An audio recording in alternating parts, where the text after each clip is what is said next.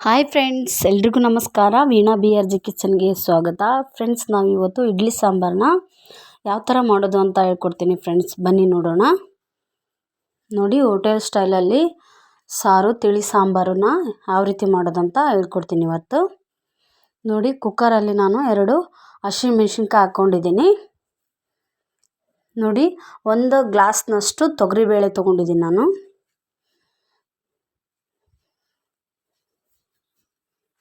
ನೋಡಿ, ನಿಮಗೆ ಗಟ್ಟಿಯಾಗಿ ಸ್ವಲ್ಪ ಬೇಕು ಅಂದರೆ ಇನ್ನೊಂದು ಗ್ಲಾಸ್ ಹಾಕಿದರೆ ನಡೆಯುತ್ತೆ. ನೋಡಿ, ಇವಾಗ 4ರಿಂದ 5 ಟೊಮೊಟೊನ ಕಟ್ ಮಾಡಿ ಇಟ್ಕೊಂಡಿದ್ದೀನಿ. ನೋಡಿ, ಇವಾಗ ಈರುಳ್ಳಿನ ಹಾಕ್ಕೊಳ್ಳೋಣ ನಾವು.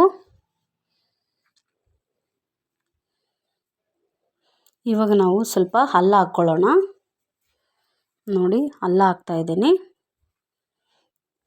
ಮುಲ್ಲಂಗಿ ಸೊಪ್ಪು ಹಾಕ್ತಾಯಿದ್ದೀನಿ, 2ರಿಂದ 3. ನೋಡಿ, ನೀವು ಮುಲ್ಲಂಗಿ ಸೊಪ್ಪು ಬೇಕಂದ್ರೆ ಹಾಕ್ಕೋಬೋದು, ಇಲ್ಲಾಂದರೆ ಸ್ಕಿಪ್ ಮಾಡ್ಕೋಬೋದು. ಇವಾಗ ಒಂದು ಚಿಟಿಕೆಯಷ್ಟು ಅರಿಶಿನ ಪುಡಿ ಹಾಕ್ಕೊಳ್ಳೋಣ. ನೋಡಿ, ಇಷ್ಟು ಹಾಕಿದ ಮೇಲೆ 2 ಗ್ಲಾಸಷ್ಟು ನಾವು ನೀರು ಹಾಕ್ಕೊಳ್ಳೋಣ, ಅಷ್ಟು ಮುಳುಗೋಷ್ಟು. ಇವಾಗ 1 ಗ್ಲಾಸ್ ಹಾಕಿದ್ದೀನಿ, ಮತ್ತೆ 1 ಗ್ಲಾಸ್ ಹಾಕ್ಕೊಳ್ಳೋಣ ನಾವೀಗ. ನಾನು ವಿಸಿಲ್ ಹಾಕ್ತಾಯಿಲ್ಲ ಫ್ರೆಂಡ್ಸ್, ಹಂಗೇ ಕುದಿಸ್ಕೊತಾ ಇದ್ದೀನಿ. ನೋಡಿ, ಇವಾಗ ಸ್ವಲ್ಪ ಖಾರದ ಪುಡಿ ಹಾಕ್ಕೊಳ್ಳೋಣ.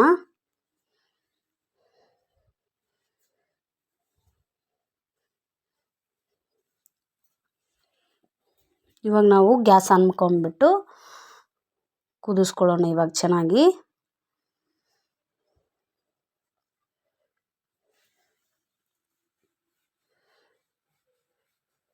ನೋಡಿ, ಇಡ್ಲಿ ಸಾಂಬಾರಂತೂ ಸೂಪರಾಗಿಯೇ ಮನೆಯಲ್ಲೇ ಮಾಡ್ಕೋಬೋದು, ತುಂಬ ರುಚಿಯಾಗಿಯೂ ಇರುತ್ತೆ. ನೋಡಿ ಯಾವ ಥರ ಕುದೀತಾ ಇದೆ ಅಂತ. ಬೇಳೆ ಅದೆಲ್ಲ ಬೆಂದ್ಕೋಬೇಕಿದು.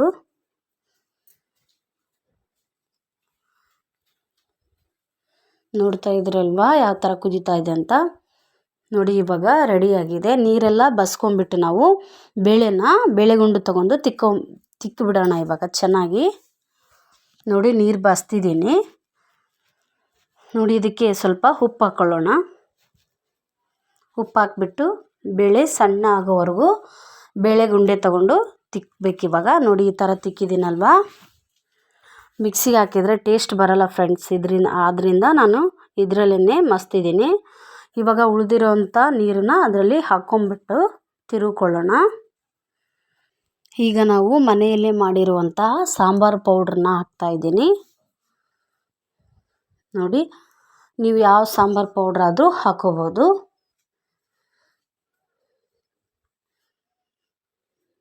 ನೋಡಿ, ಸಾಂಬಾರು ಪೌಡ್ರ್ ಹಾಕ್ಬಿಟ್ಟು ಚೆನ್ನಾಗಿ ಮಿಕ್ಸ್ ಮಾಡ್ಕೊಳ್ಳೋಣ ಇವಾಗ. ಸಾಂಬಾರು ಪೌಡ್ರ್ ಹಾಕ್ಬಿಟ್ಟು ನೀವು ಒಂದು ಉಗಿನ ಕುದಿಸ್ಕೊಂಡ್ರೂ ನಡೆಯುತ್ತೆ ಫ್ರೆಂಡ್ಸ್. ನೋಡಿ, ಇವಾಗ ಒಗ್ಗರಣೆಗೆ ಒಂದು ಒಗ್ಗರಣೆ ಚೌಟ್ ಇಡ್ತಾ ಇದ್ದೀನಿ. ಅದಕ್ಕೆ ಜೀರಿಗೆ ಮತ್ತು ಸಾಸಿವೆನ ಹಾಕ್ಕೊಳ್ಳೋಣ. ನೋಡಿ, ಜೀರಿಗೆ ಸಾಸಿವೆ ಹಾಕ್ತಾಯಿದ್ದೀನಿ.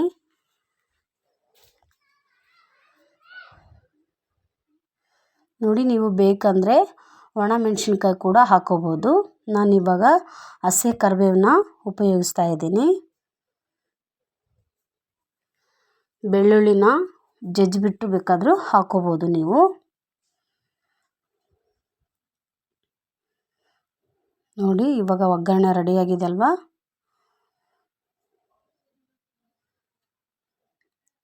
ಇವಾಗ ಸಾಂಬಾರಿಗೆ ಒಗ್ಗರಣೆನ ಕೊಟ್ಕೊಳ್ಳೋಣ. ನೋಡಿದ್ರಲ್ವಾ ಇಡ್ಲಿ ಸಾಂಬಾರು ಎಷ್ಟು ಈಸಿಯಾಗಿಯೇ ಮಾಡ್ಕೋಬೋದು ಅಂತ. ನೀವು ಕೂಡ ಒಮ್ಮೆ ಟ್ರೈ ಮಾಡಿ ಹೇಗಾಯಿತು ಅಂತ ಕಮೆಂಟ್ ಮಾಡಿ ಹೇಳಿ. ದಯವಿಟ್ಟು ಸಬ್ಸ್ಕ್ರೈಬ್ ಮಾಡ್ಕೊಂಡು ನೋಡಿ ಫ್ರೆಂಡ್ಸ್. ನಾನು ಹಾಕೋಂಥ ವೀಡಿಯೋಸ್ ಎಲ್ಲ ಫಸ್ಟ್ ನಿಮಗೆ ಬಂದು ಸೇರ್ತವೆ.